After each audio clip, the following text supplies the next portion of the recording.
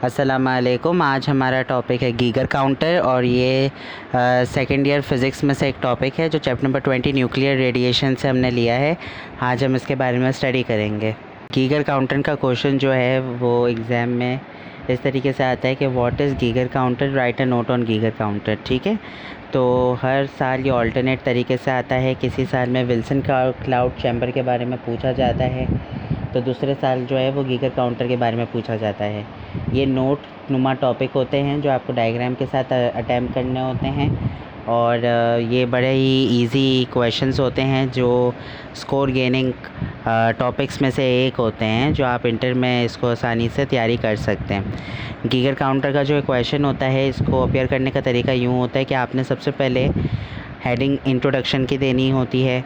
Introduction में आपने इतना डिस्क्राइब करना होता है कि ये एक ऐसी मशीन है जिससे आप न्यूक्लियर रेडिएशंस को डिटेक्ट कर सकते हैं। इसके अलावा ये जो है वो नंबर ऑफ़ पार्टिकल्स को काउंट करता है जो कि किसी भी रेडियो एक्टिव सब्सटेंस में से खारिज हो रही होती है। काउंट करने के साथ साथ ये उस रेडियो एक्टिव सब्सटेंस के अंदर मौजूद जो रेडिएशंस होती है उनकी स्ट्रेंथ को भी जानने के लिए काम आता है। तो अब तक हमने इंट्रोडक्शन में ये 3 बातें जो है इसके बारे में सीखी हैं। ठीक है, चौथी ये बात होती है कि ये आपको ये डिटेक्ट करने में आसानी करवाता है कि कितनी टाइप की रेडिएशंस मशीन्स के अंदर से गुज़र रही है। इन शॉर्ट, जो रेडियो एक्टिव मटीरियल होता है उसमें से खारिज होने वाली कौन सी रेडिएशंस होती है, उन रेडिएशंस की क्या फ्रिक्वेंसी होती है, उन रेडिएशंस कितने नंबर से पास हो रही होती है, उन सब को डिटेक्ट करने के लिए गीगर काउंटर नामी इस मशीन का इस्तेमाल किया जा रहा होता है। दूसरी हेडिंग आपको बनानी होती है कंस्ट्रक्शन की, जहाँ पे आप इस मशीन का बनाने का तरीक़ेकार जो है वो बताते हैं। कैसे बताएंगे, मैं आपको सब उर्दू में बता रहा हूँ, आप इसको अपने ज़बान में नोट के तौर पे इंग्लिश में ट्रांसलेट करके लिख सकते हैं। ये एक सिंपल मशीन होती है और पोर्टेबल मशीन होती है। ये बातें एमसीक्यूज़ में भी पूछी जा सकती है, इसलिए गौर से सुनिएगा। ये एक सिंपल होती है, पोर्टेबल का मतलब ये होता है कि इसको आप आसानी से हैंड कैरी करके कहीं भी ले जा सकते हैं। ये इतनी कम्पैक्ट और इतनी हल्की होती है। इसके अलावा इसकी बॉडी का जो बड़ा हिस्सा होता है वो एक हॉलो मेटेलिक सिलेंडर पे कंसिस्ट होता है, जिसका एक और जो है वो इलेक्ट्रिक इंसुलेशन से कंसिस्ट होता है। इलेक्ट्रिक इंसुलेशन वाला जो है वो राइट साइड वाला जो होल है वो इलेक्ट्रिक इंसुलेशन के लिए इस्तेमाल हो रहा है, जहाँ से सारी इलेक्ट्रिक कंडक्टिविटी इस्तेमाल हो रही है। लेफ़्ट साइड पे आपको एक नज़र आ रहा होगा जहाँ पे मिका ग्लास का एक विंडो लगा हुआ है, जहाँ पे एक थिन फॉइल चिपकी हुई होती है जहाँ से रेडिएशंस को पास कराया जा रहा होता है। मिका एक टाइप का जो है वो मटेरियल होता है जहाँ से रेडिएशंस आसानी से पास हो सकती है पार्टिकल फॉर्म के थ्रू।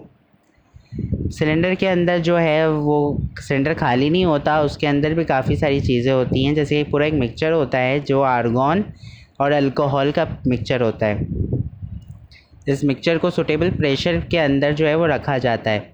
एक पोटेंशियल डिफरेंस जो कि 1000 वोल्टेज का होता है वो इस सिलेंडर की दीवारों से, जो सिलेंडर की वॉल होती है जहाँ से ये वायर्स कनेक्टेड होती हैं, वहाँ से गुजारी जाती है। कितना वोल्टेज?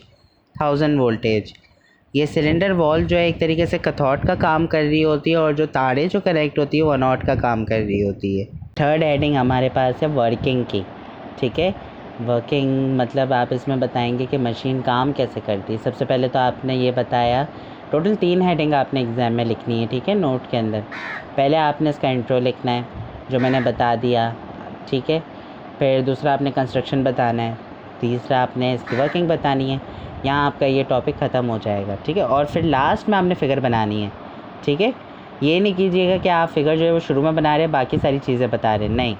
ये सब बताने के बाद प्रॉपर पैनल के थ्रू आप जो है वो फिर फ़िगर बनाएंगे। फ़िगर आप देख सकते हैं, इंतहाई ईजी है। फ़िगर को देख के इसकी डिस्क्रिप्शन को देख के आप आसानी से समझ सकते हैं। अच्छा, वर्किंग में क्या है? अच्छा, वर्किंग क्या है इसकी? बेसिकली जो मेन हमारा फोकस है वो ये है कि जो आयोनाइजिंग पार्टिकल होते हैं जो कि इस मिका ग्लास के थ्रू एंटर होते हैं। ठीक है, किसके अंदर एंटर होते हैं? एक हॉलो सिलेंडर के अंदर एंटर होते हैं। इस हॉलो सिलेंडर का नाम जो है ना वो बेसिकली काउंटर है। ठीक है, काउंटर इस वजह से रखा गया है क्योंकि ये बेसिकली रेडिएशन पार्टिकल्स को काउंट करता है। इस वजह से इस हॉलो सिलेंडर का नाम काउंटर रखा गया है। तो क्या होता है कि ये जो पार्टिकल होते हैं वो आयोनाइजिंग पार्टिकल होते हैं। आयोनाइजिंग यानी आयंस के सूरत में होते हैं। जब ये अंदर जाते हैं तो ये इलेक्ट्रॉन्स और आयंस आपस में डिसोशिएट हो जाते हैं। क्यों डिसोशिएट हो जाते हैं? क्योंकि अंदर आपको पता है गैस मौजूद है, आर्गॉन और अल्कोहल का। इस वजह से इलेक्ट्रॉन जो है वो एक इलेक्ट्रिक फील्ड की वजह से इलेक्ट्रिक फील्ड की तरफ एक्सीलरेट हो जाते हैं, ठीक है। और जो आयंस बच जाते हैं वो अंदर ही मौजूद मॉलिक्यूल्स के साथ कोलिजन कर रहे होते हैं, टकराव कर रहे होते हैं। इनकी टकराव से फर्दर आयोनाइजेशन का प्रोसेस आ जाता है। इस आयोनाइजेशन की वजह से ट्यूब के अंदर डिस्चार्ज होना शुरू होती है और जो गैस जो है वो अब इलेक्ट्रिक गैस बन जाती है, यानी कंडक्टिंग प्रॉपर्टी रखना शुरू करती है। इस हॉलो सिलेंडर के अंदर से करंट स्टार्ट होना शुरू हो जाता है।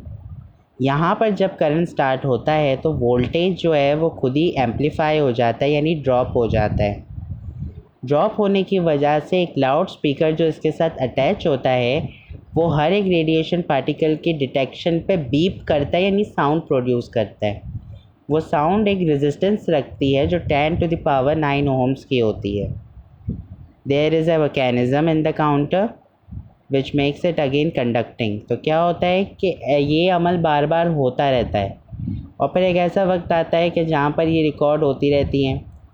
हर एक आयोनाइजिंग पार्टिकल जो है वो ट्रिगर कर रहा होता है, यानी जैसे जैसे अंदर डिटेक्शन हो रही होती है वैसे वैसे बीप बज रहा होता है। तो जितने नंबर ऑफ पार्टिकल अंदर आ रहे होते हैं वो रफ्ता रफ्ता रिकॉर्डेड हो रहे होते हैं। इन नंबर की काउंटिंग को काउंटर जो है वो बहुत अच्छी तरीके से रिकॉर्ड करता है। और इसके अलावा जैसे कि मैंने इंट्रोडक्शन में बताया था, वो रेडियो एक्टिव मटीरियल से खारिज होने वाली रेडिएशन की स्ट्रेंथ को भी डिटेक्ट करता है, यानी इन रेडियो एक्टिव मटीरियल से निकलने वाली रेडिएशंस में कितनी ताकत है, कितना स्ट्रेंथ है। तो ये हमारा था आज का टॉपिक। उम्मीद है ये वीडियो आपको अच्छी लगी होगी। आपको देखते रहिए हमारा channel study guide. For more videos like this kindly like, share, comment and subscribe. Thank you so much. Allah हाफिज़।